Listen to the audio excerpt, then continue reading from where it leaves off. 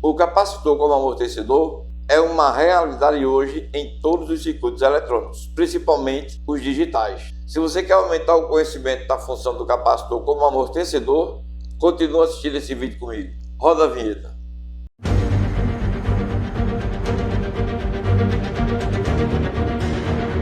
Olá, tudo bem com você?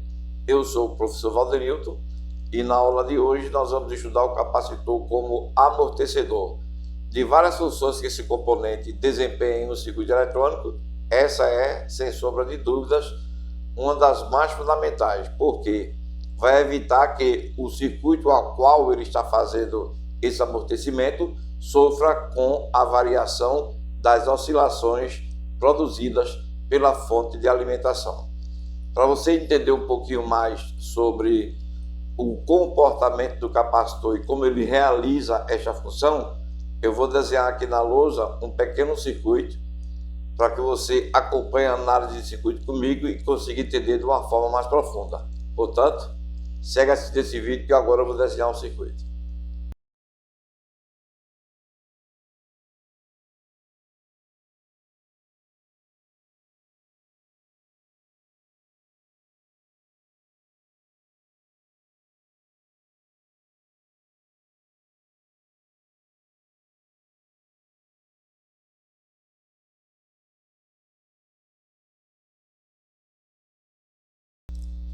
Pronto, agora dá para a gente começar a entender a ação do capacitor como amortecedor. Aqui está um pequeno circuito para a gente entender rapidamente sobre este comportamento, sobre essa função do capacitor, né?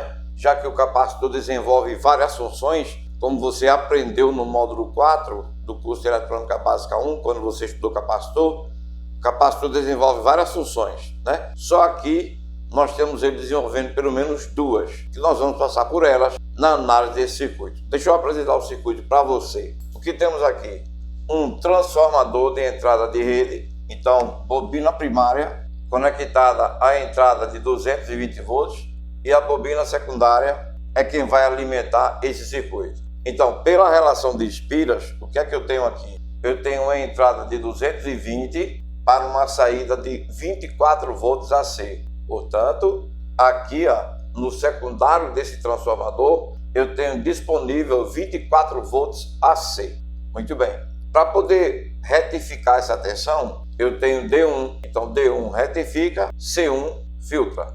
Uma das funções que o capacitor desempenha em um circuito eletrônico, filtro de corrente, né? Então, C1 é o filtro de corrente. Eu preciso entregar essa tensão a esse circuito integrado que é digital. Então, aqui é um CI que realiza uma função digital, seja ele quem for, um microprocessador, um microcontrolador, uma porta lógica, enfim, é um CI digital. Tá? E esse CI digital, ele é alimentado com 5 volts. Então, existe uma margem de alimentação dos CI digitais e essa margem de alimentação ela deve ficar dentro do que o CI pode receber para trabalhar, nem mais e nem menos. Dentro da margem, dentro do range de funcionamento desse CI. No caso desse CI aqui, a tensão nominal dele seria na faixa de 5 volts. Portanto, vamos utilizar um regulador de tensão 7805. Regulador de tensão esse que você estuda no curso de Eletrônica Básica nível 2, no módulo 9. 7805, regulador de tensão positiva. Então, eu vou pegar essa tensão de saída dessa fonte positiva e vou entregar ao regulador de tensão 7805. Aqui estarão entrando, descontando a raiz quadrada de 2, aqui estarão entrando 12 volts e saindo apenas 5, já que o regulador de tensão, como a própria referência diz, é um 0,5. Então aqui em cima do capacitor C2 eu terei 5 volts. Esses 5 volts serão aplicados no pino 10 do CI. Qual a intenção? Como eu estou alimentando o CI e C2 através do IC1, que é um regulador de tensão, isso evita que haja uma variação de tensão aqui na entrada do pino 10. Ou seja, essa tensão praticamente vai se manter estável.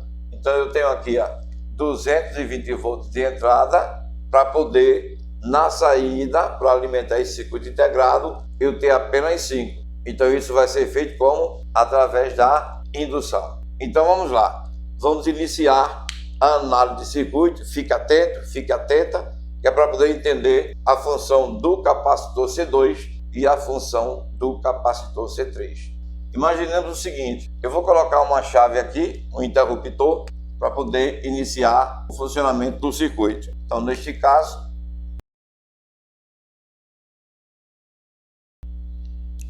pronto, adicionei o fusível e adicionei um interruptor para poder a gente iniciar o funcionamento desse circuito. O que acontece? Vou fechar o interruptor. Então, no momento que eu fecho o interruptor, o que teremos? Uma corrente fluindo na bobina primária. Então, neste caso, a tensão de alimentação, que é 220 volts, polariza a bobina com uma diferença de potencial com este valor e origina uma corrente elétrica. O que surge aqui no primário desse transformador? Um campo magnético variável. Por quê? Porque a tensão é alternada. E segundo a lei de Kirchhoff, nós temos uma variação em uma bobina. Se a gente tem variação em uma bobina, a gente vai criar um campo magnético variável que se contrai e se expande, dando origem à força contra-eletromotriz. Então, vamos aqui evidenciar, então, um campo magnético. Muito bem. Este campo magnético que se expande e se contrai, que se expande e se contrai na velocidade do gerador, que é de 60 Hz, ele agora vai ser induzido para a bobina secundária. E pela relação de espiras, essa indução ela vem com uma tensão menor. A relação de espiras, como você estudou no módulo 6 da básica 1, ela determina se um transformador vai ser elevador de tensão, abaixador de tensão ou mantenedor de tensão. Não é isso? Neste caso, é um abaixador de tensão. Então, por quê? Porque eu quero uma parcela dessa tensão de entrada da rede, eu quero ela disponível no secundário, mas com um valor menor. Então, pela relação de espiras entre a bobina primária e a bobina secundária, essa tensão chega no secundário com apenas 24 volts, de 220 para 24 volts apenas. Então, este campo magnético que está revolucionando aqui é um campo magnético de apenas 24 volts. Segue em frente. Então, neste caso aqui, esses 24 volts ficarão assim distribuídos. Nós temos uma variação que vai acontecer na bobina secundária quando nós tivermos esse polo secundário no ponto superior dessa bobina positivo. Embaixo, nós teremos este polo negativo. Então, está aqui. Veja que quando o semiciclo positivo ele está no ponto superior da bobina secundária, o semiciclo negativo estará no ponto inferior da bobina secundária. Portanto, veja que esse campo magnético polariza a bobina com uma diferença de potencial.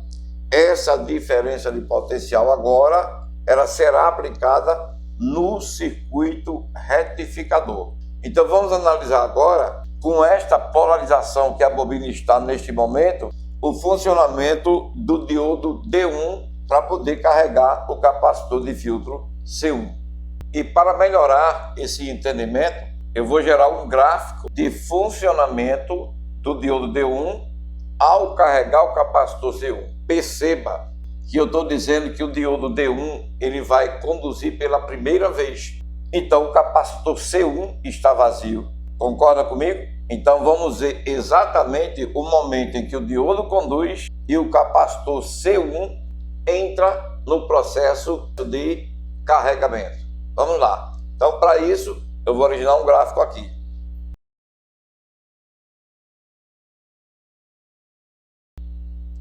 Pronto. Aqui eu tenho nesse eixo vertical a tensão em volts e neste eixo horizontal o tempo em segundo. Agora vamos analisar o comportamento do diodo no momento em que o semiciclo positivo ele polariza o anodo.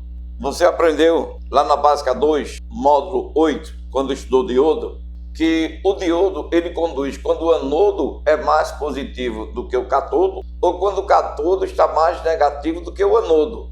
Neste caso, o anodo está mais positivo do que o cátodo. Portanto, o diodo entra na região de VD, ou seja, tensão direta. Ele vai entrar em condução. Dê uma olhada se não é. Semiciclo positivo neste momento, aplicado no anodo do diodo. E você sabe que o anodo do diodo tem polaridade positiva. É lá que estão as lacunas. Já o cátodo do diodo está com um potencial menor do que o anodo. Isto permite que esse diodo entre em condução. Dê uma olhada se não é. Olha o capacitor C1. E lembre sempre o seguinte: capacitor, quando ele está vazio, ele vai se comportar como um curto. Lembra disso? Então, neste momento, o cátodo do diodo D1 está aterrado via capacitor C1, porque o capacitor C1 está vazio. Então, no momento que o diodo entrar em condução, enquanto o capacitor vazio, o capacitor vai se comportar como um curto. Então, o cátodo está praticamente aterrado. Isso permite que o anodo do diodo esteja, neste momento, mais positivo do que o cátodo, uma condição propícia para esse diodo entrar em condução. Então, agora vamos fazer esse diodo conduzir e este capacitor entrar em processo de carregamento. Como? Da seguinte forma: temos agora a polaridade positiva, este campo magnético, então, com essa polaridade positiva sendo aplicada no anodo do diodo. O que é que acontece? Neste momento, o diodo conduz e inicia-se a carga do capacitor C1. Então, veja que C1 inicia sua carga e aqui nós estamos vendo o processo de carregamento do capacitor C1 via diodo D1. Note, nós temos um dielétrico aqui entre as placas. Esta carga não é feita de uma placa para outra. Essa carga, ela é feita através da fonte, e a fonte é a bobina secundária. Isso você aprendeu lá no módulo capacitor também, inclusive no início do módulo. Então, neste caso, o capacitor está em processo de carga, e esse processo de carga, ele vai durar quanto tempo? Vamos ver. Analise. Sabemos que o período, que é justamente o tempo de duração de um ciclo completo da tensão da rede, ele dura cerca de 16,6 milissegundos. Então, se a gente está dizendo que o semiciclo positivo está presente aqui e o negativo está presente aqui, e que o diodo é um dispositivo, neste momento, unidirecional, significa dizer que o diodo vai consumir durante 8 milissegundos.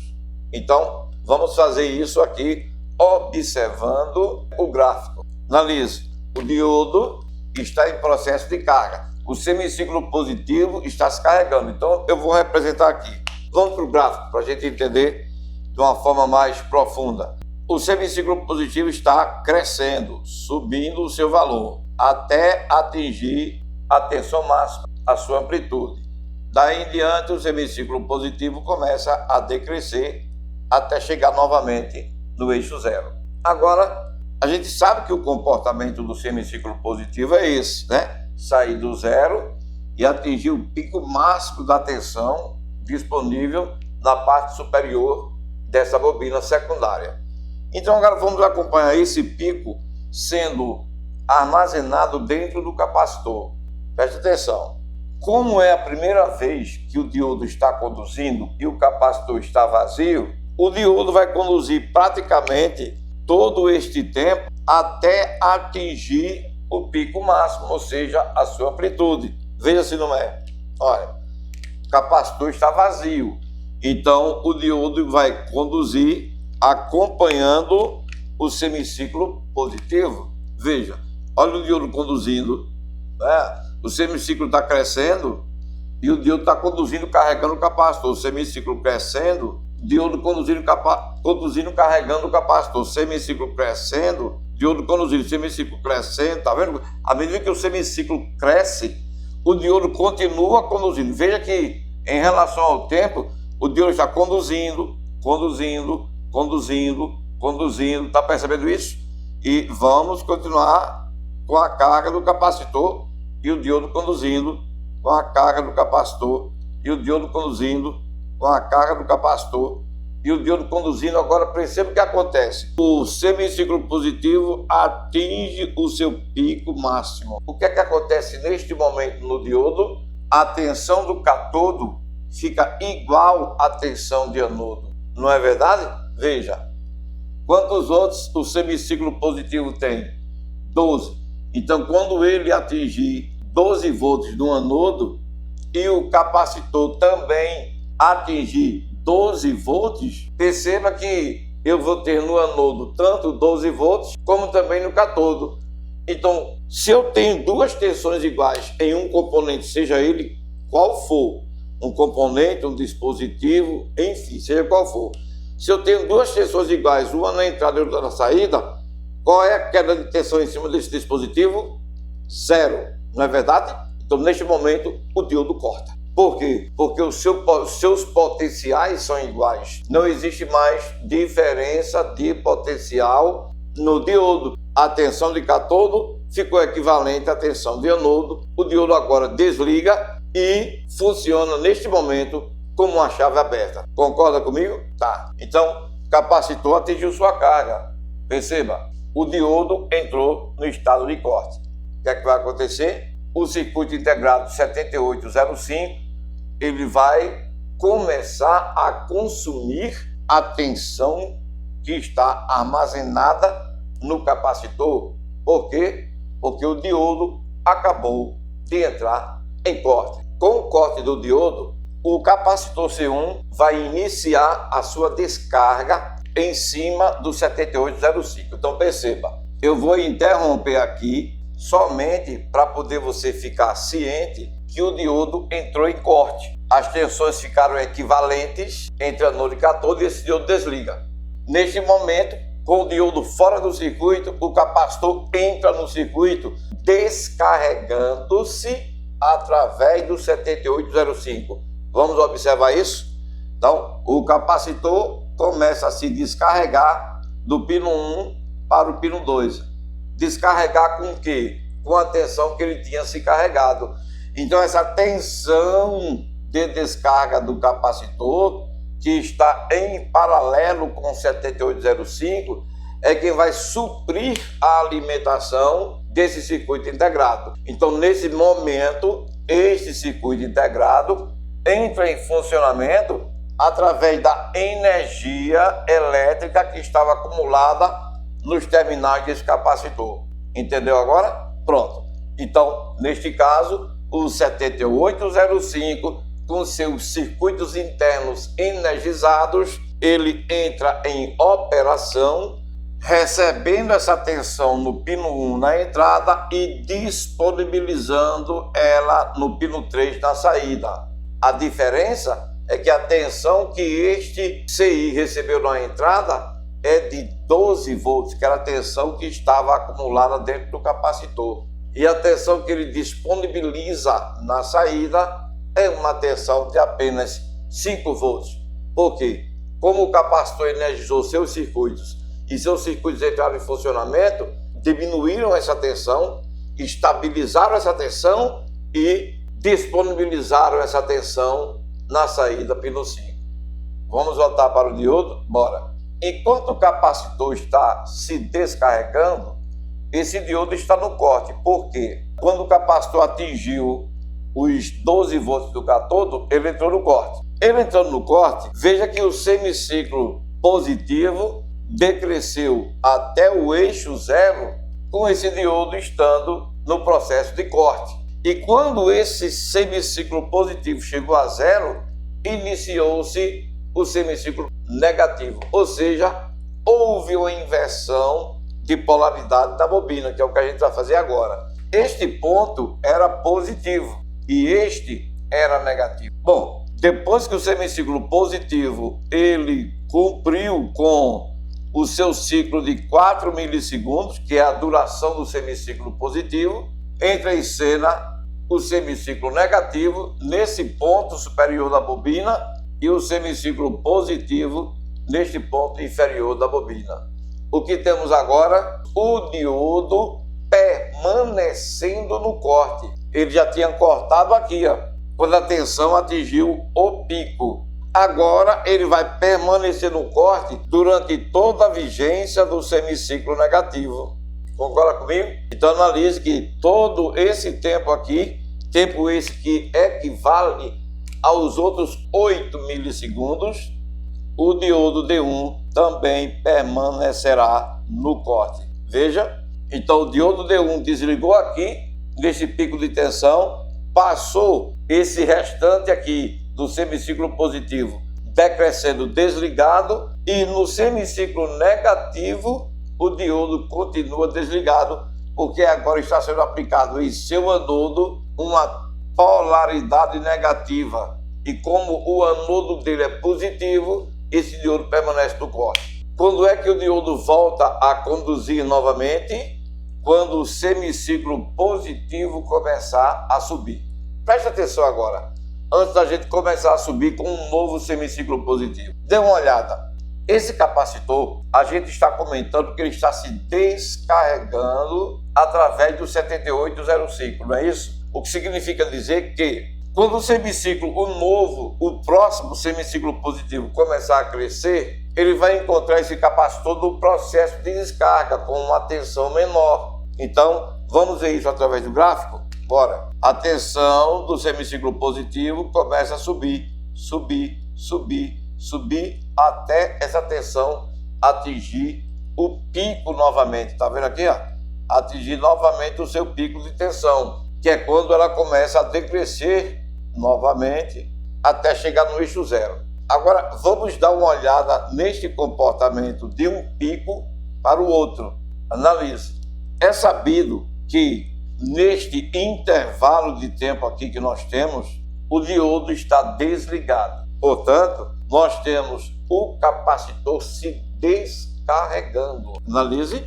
O capacitor está se descarregando da carga. Tá vendo? Só que com a chegada do novo semiciclo positivo, veja que neste momento o diodo vai entrar em condução. Por quê? Porque a tensão no capacitor está menor do que a tensão neste momento do semiciclo positivo que está chegando. Então lembre-se que aqui a energia estava diminuindo, concorda? A tensão nos terminais do capacitor estava diminuindo.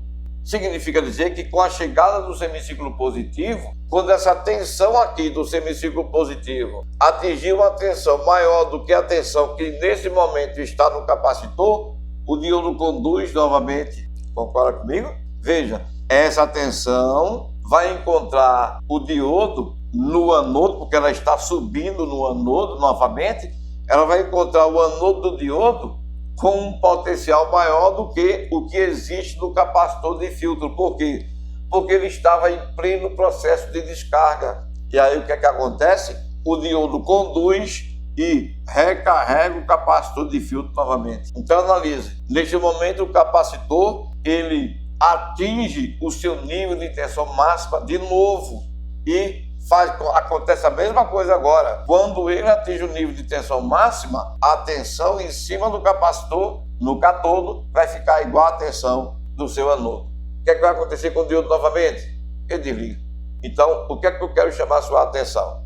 Primeiro, que o capacitor está se carregando por picos. Dê uma olhada aqui, ó. Então, eu tenho aqui o capacitor se carregando no primeiro pico da tensão desse semiciclo positivo. Então, ele atingiu o pico. Então, tá aí, ó.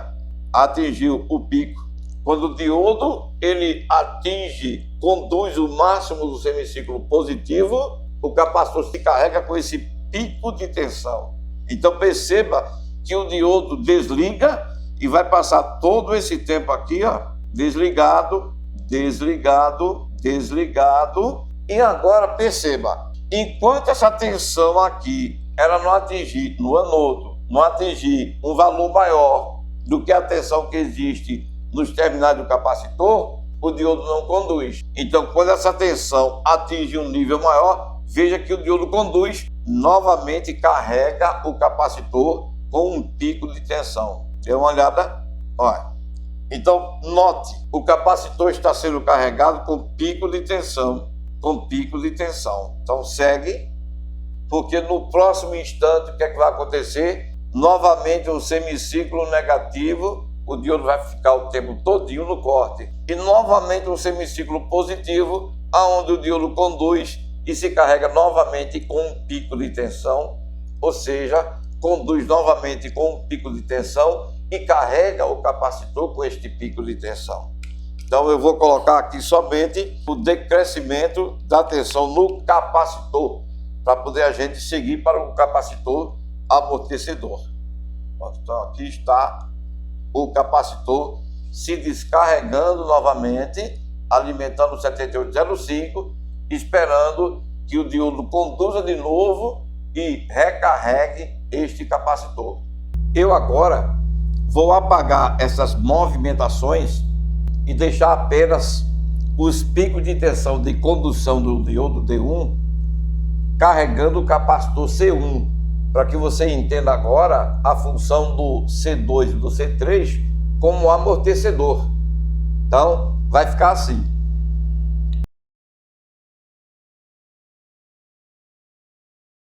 Pronto, e aí está.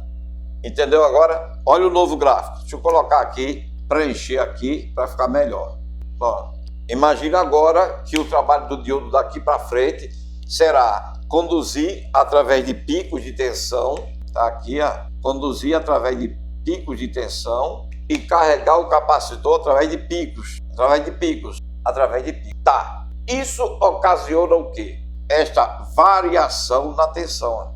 Tá vendo que eu tenho uma variação porque o capacitor está em processo de descarga. Em seguida, ele é recarregado novamente e volta a participar do processo de descarga. Em seguida, é recarregado novamente. Então, note que nós temos nesse processo de carga do capacitor, através do diodo D1 conduzido por picos, o que nós temos é justamente esse espaço aqui, ó.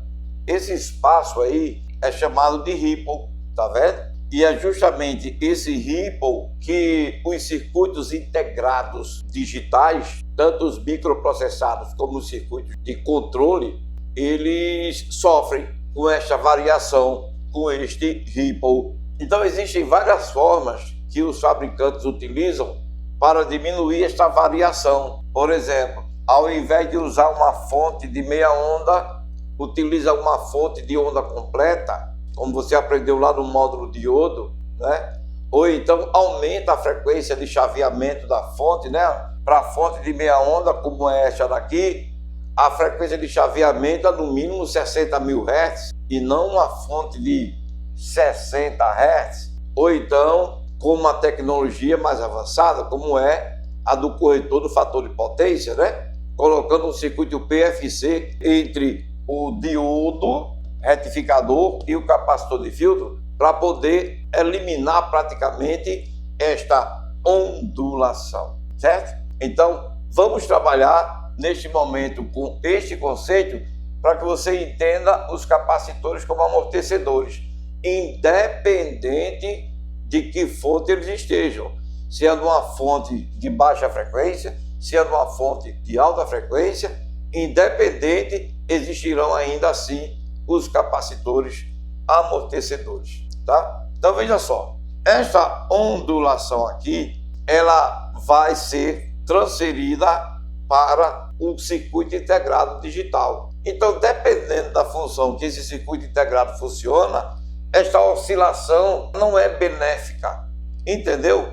Então, o que é que o fabricante faz? Ele coloca capacitores para se carregar com essa tensão, para poder esses capacitores se manterem energizados o tempo todo que o dispositivo estiver funcionando. Então perceba logo de cara a função benéfica dos capacitores de amortecimento.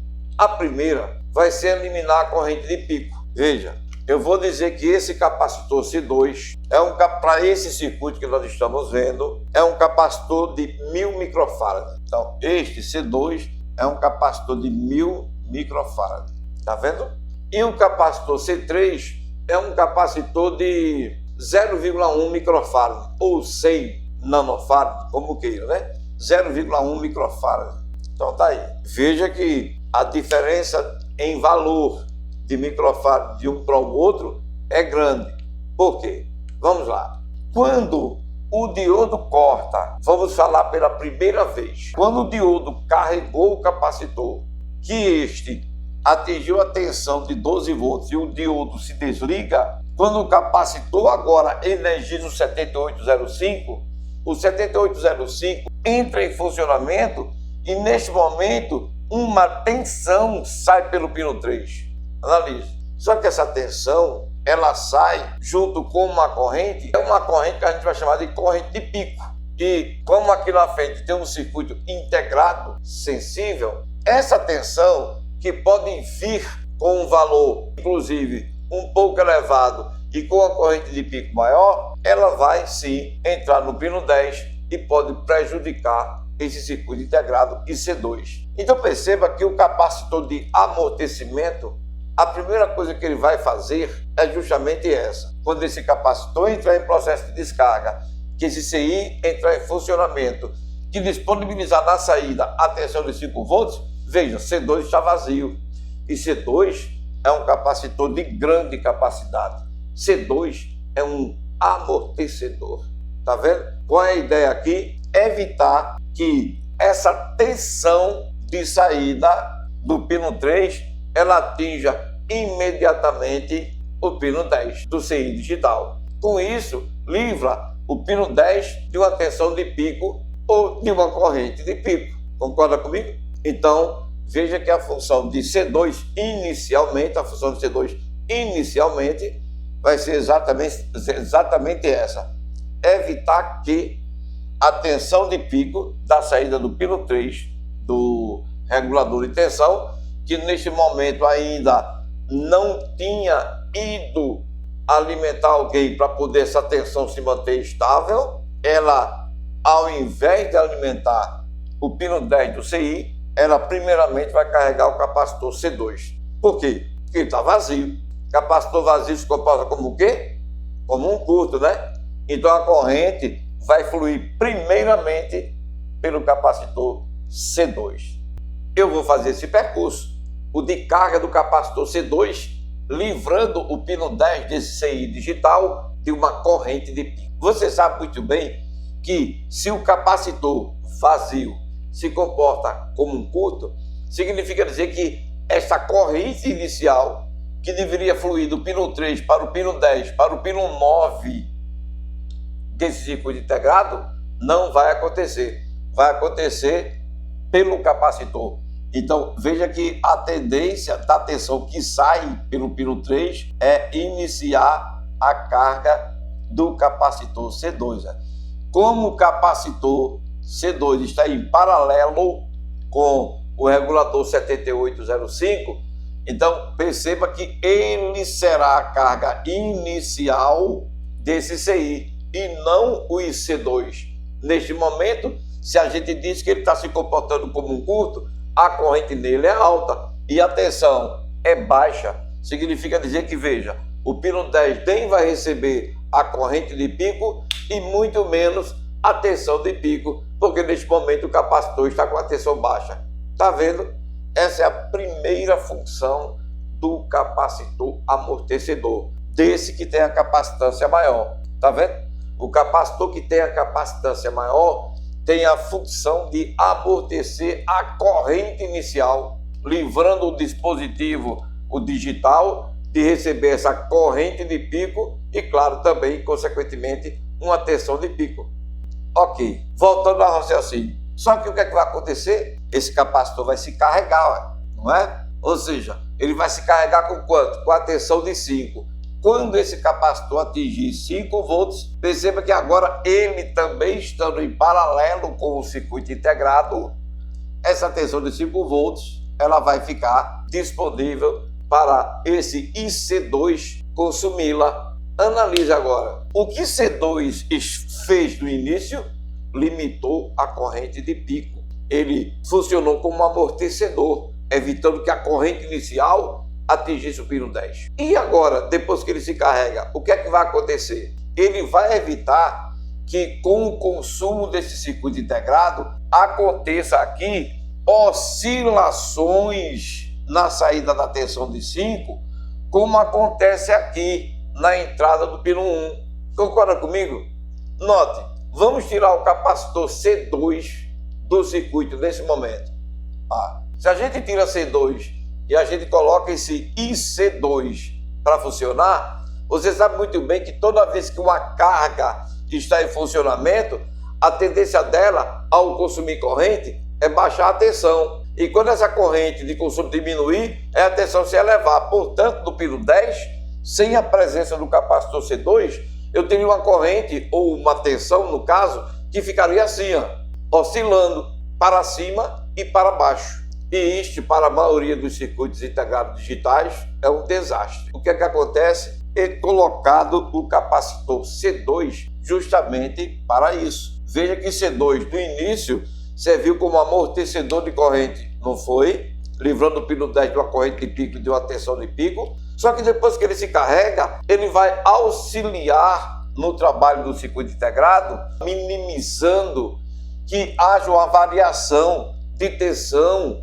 neste pino. Variação de tensão essa que é prejudicial ao funcionamento dos circuitos integrados. Entendeu? Então, por que eu tenho dois capacitores? Note, você tem um capacitor de valor maior, em microfarad, para poder ele trabalhar nas variações mais altas da tensão. E este capacitor de pequena capacidade, que é menor em relação a isso, é para trabalhar nas variações das menores tensões. Enquanto um trabalha na variação de tensões maiores, evitando oscilações maiores no pino 10, o outro também vai se carregar com 5, perceba, concorda? Esse mesmo capacitor aqui, C3, se carrega também com a tensão de 5 volts, veja se não é. Tá vendo que ele se carrega com a tensão de 5 volts, não é isso?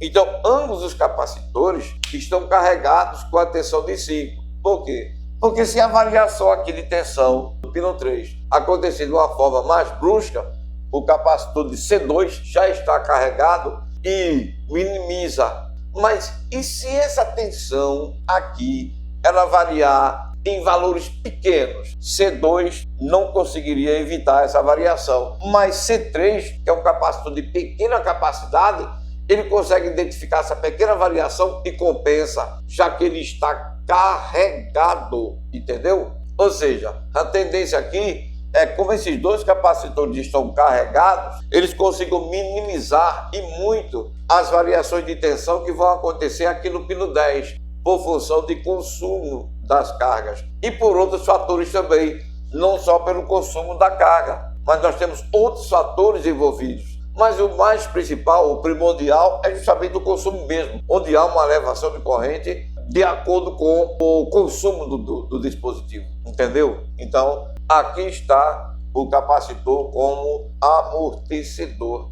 tanto para tensões mais altas como para tensões mais baixas. Olha o detalhe, você está vendo capacitores amortecedores aqui na saída de um 7805, mas se você for analisar o circuito de qualquer equipamento eletrônico, você vai ver a presença de capacitores amortecedores ao longo de toda a alimentação que vai para um circuito digital. Daqui a pouco eu vou para a bancada, vou montar esse circuito aqui e vou mostrar para você, na prática, a ação ou como funcionam esses capacitores amortecedores no momento em que eles estão presentes no circuito para poder amortecer essa corrente e essa tensão de pico nos circuitos integrados, principalmente os digitais. Finalizando esse assunto aqui na parte teórica, olha o que nós temos. O primeiro capacitor C1 é um capacitor que tem como função filtro de corrente. Então, este capacitor ele tem a função de filtrar a tensão contínua pulsante e deixar ela o mais próximo da tensão contínua possível, de uma tensão reta possível. Já o capacitor C2 é um capacitor que tem inicialmente a função de amortecer a primeira corrente que vai sair pelo pino 3, evitando que ela chegue no pino de alimentação do dispositivo que esse CI deve alimentar, e na sequência, após ele se carregar, ele vai funcionar fazendo com que essa tensão permaneça com o nível mínimo de variação possível na entrada do pino 10. Para tensões maiores, C2. Para variação de tensões menores, C3. Agora eu vou lhe mostrar esses capacitores no circuito de um dispositivo eletrônico. Depois que eu lhe mostrar no circuito de um dispositivo eletrônico, eu vou montar esse circuito na prática e mostrar para você a ação do capacitor amortecedor.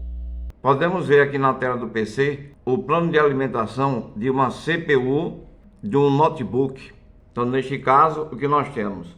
A fase reguladora de tensão já produziu a tensão de saída. Essa tensão de saída vai precisar ser filtrada. Então, neste caso, eu tenho dois capacitores de filtro aqui. Eu tenho o C275 e o C276, ambos de 330 micro, com tensão de trabalho de 2,5 volts. Então, esses são os dois capacitores de filtro. Esta mesma tensão, após filtrada, ela é levada para o circuito amortecedor. Perceba, esses capacitores são capacitores amortecedores. Note que eles estão na linha de alimentação das bolas BGA da CPU. Então, todas essas bolas aqui, A23, A25, A27, B23 em diante, serão alimentadas com esse nível de tensão CPU Core, filtradas nesses dois capacitores. Mas, como a gente acabou de ver na teoria, sabemos que essa tensão aqui haverá variação nessa tensão, né? Porque depende do consumo da CPU e de outras variáveis também. Só que o que é que o fabricante faz? Ele intercala capacitores para poder melhorar essa variação, ou vamos dizer assim, eliminar. Então, neste caso, o que nós temos? Nós temos esses três primeiros capacitores sendo de 22 microfarad por 6,3 volts. Percebeu? C1153, C1152 e C1154 são capacitores que têm por capacitância 22 micro. Ok. Agora, siga em frente para você ver uma coisa. Já os outros quatro capacitores, a capacitância é de 1 micro. Então, nós temos capacitores de filtro, temos capacitores amortecedores para uma variação de tensão maior e para uma variação de tensão menor. Então, está aí, mais uma vez, mostrado para você a ação dos capacitores amortecedores, agora em um circuito eletrônico, numa placa-mãe de notebook. Da mesma forma que nós vimos na teoria, esses três capacitores, eles vão ter duas funções. A primeira, amortecer essa tensão CPU Core que deve entrar nessas bolas BGA.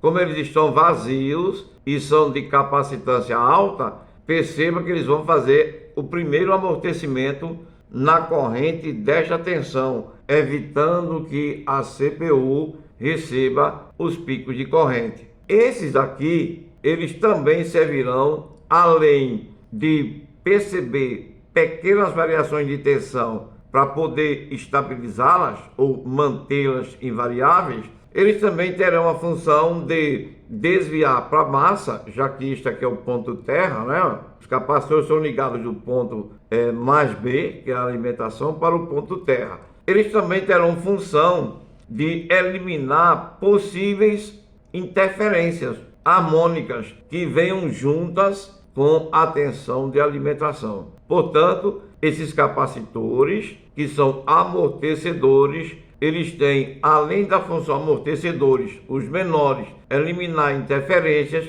e os maiores servirem como amortecedores de corrente. Nós estamos agora a analisar um circuito de uma TV digital, especificamente o circuito de alimentação dos conectores USB. Esse CI, o IC401, ele necessita ser habilitado pelo pino 6, e essa habilitação vem através da tensão de alimentação de 12 volts, no caso dessa TV é 12. Perceba que antes de entregar essa tensão de 12 que está vindo da fonte ao pino Enable, existem dois capacitores amortecedores, o C405 e o C4075, ambos de 10 microfarad por 25 volts, entendeu? Então o fabricante já sabe que essa tensão pode vir com um pico e esse pico pode atingir o CI pelo pino 6. Então ele trata de eliminar o pico de corrente através desses dois capacitores. Note que esta mesma tensão também é trazida para o pino de alimentação VN. Então esses dois capacitores tanto servem para habilitar o CI, evitar que haja picos de corrente no pino 4, como também serve para alimentar o CI pelo pino 2. Perceba na entrada pino 2 que nós temos um capacitor de 0,1 microfarad, justamente para fazer com que a variação da tensão das pequenas tensões não aconteça no pino 2, como também as variações maiores de tensão não aconteçam no pino 2 através desses dois capacitores. Esses capacitores, como a gente viu, ele vai tanto manter a tensão estável, como também vão impedir que a corrente de pico entre no pino 2 e no pino 6. Como também esse daqui, ó, ele vai fazer com que os pinos 2 e 6 tenham uma tensão suave, sem haver variação brusca, mesmo que a tensão seja pequena, porque se o valor é pequeno, ele consegue detectar valores pequenos de variação de tensão, como também eliminará interferências que porventura cheguem pela tensão de 12 volts. E finalizando, temos aqui mais um exemplo dos capacitores amortecedores. Dê uma olhada. Esse é o circuito integrado U6125. Ele pertence ao circuito de um telefone celular. Então o que temos aqui? Esse CI, ele vai receber a tensão de alimentação B+ pelo seu pino A2, onde tem aqui escrito VIN, e vai ajustar essa tensão, abaixar e vai estabilizar essa tensão na saída no pino Vout. Então neste caso, a tensão que sai aqui, essa tensão vai a este conector, ao pino 4 deste conector, mas perceba na saída a presença de dois capacitores, o C5531 e o C5530, um de 4,7 micro e o outro de 100 pf. O capacitor de maior capacidade vai ser o amortecedor de corrente, evitando que os picos de corrente ele consiga atingir o próximo circuito. E o capacitor de menor capacidade será o capacitor que vai eliminar as interferências, ou seja, qualquer tipo de ruído, harmônicas que aparecer nessa linha, esses eventos serão curto-circuitados para a terra, evitando que o pino 4 receba esses eventos danosos. E ao mesmo tempo, como você já sabe, ambos farão com que essa tensão varie o mínimo possível, porque ficarão carregados constantemente com o valor de tensão de saída do pino Vout desse circuito integrado. Então, neste caso, nós temos mais dois exemplos, dois capacitores amortecedores para poder finalizar essa série de identificação de capacitores de amortecimento em circuitos eletrônicos.